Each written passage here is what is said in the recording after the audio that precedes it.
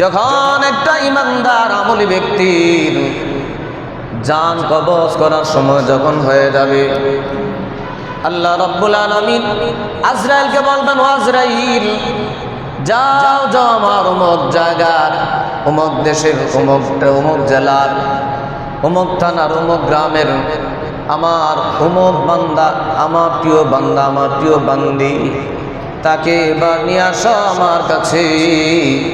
আমার বান্দা বান্দি কত কষ্ট করেছে, আমি আজ আল্লাহ তাআলা তাকে আর কষ্ট দিব না।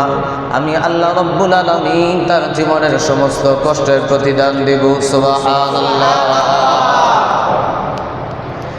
আজরাইল আলাইহিস সালাতু ওয়াস সালাম জান্নাত থেকে সুগন্ধিময় একটা রুমাল, উন্নত মানের রুমাল নিবেন। এই রুমালে ওই জান্নাতি আমলি ইমানদারের ওই ব্যক্তির রূপটা এই রুমাল দ্বারা ঢেকে নিয়ে যাবে।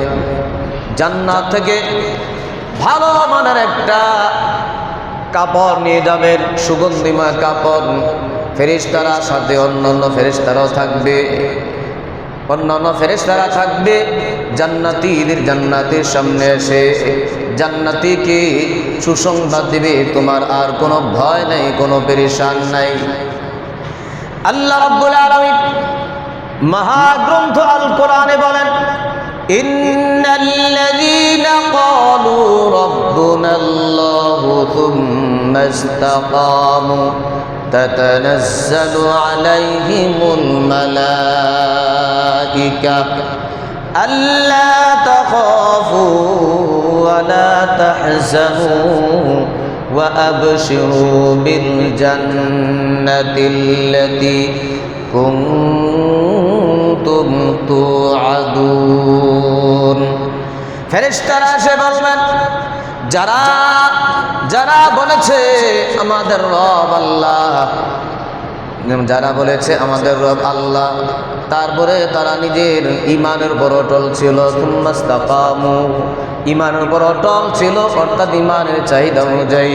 আল্লাহ যেহেতু আমাদের রব, তার অর্থ হলো আমি আল্লাহকে রব স্বীকার করেছি। তার অর্থ হলো আল্লাহ রাব্বুল আলামিনের যত বিধান আছে আমি পালন করব, আল্লাহ তাআলার যত হুকুম আছে সমস্ত হুকুম আমি পালন করব, আল্লাহ রাব্বুল আলামিনের যত নিষেধ আছে সবগুলো আমি বর্জন করব।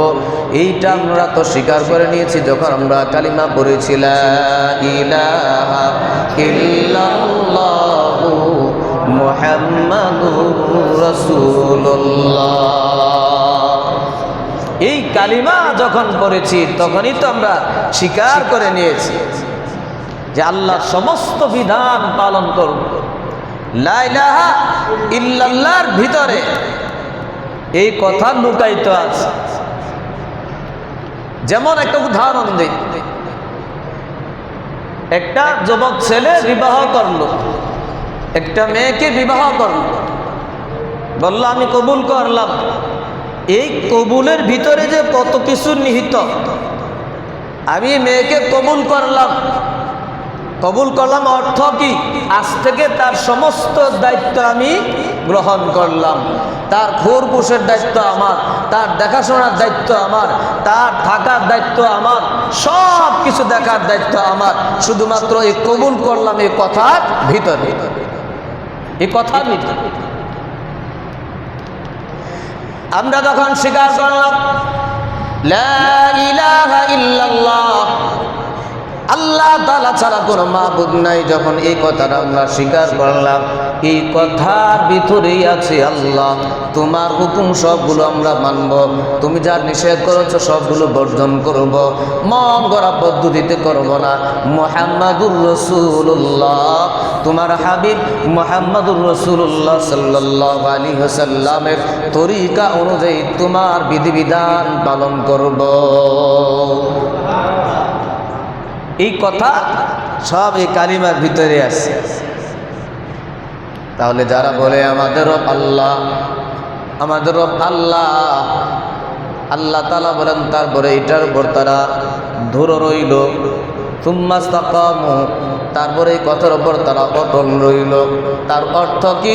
আল্লাহ আমার রব, অর্থাৎ আল্লাহর সমস্ত বিধান আমরা পালন করব, সমস্ত হুকুম পালন করব, সবগুলো নিষেধ আমরা বর্জন করব, রাসূলের তরিকা অনুযায়ী আল্লাহ তাআলা বিধিবিধানগুলো পালন করব।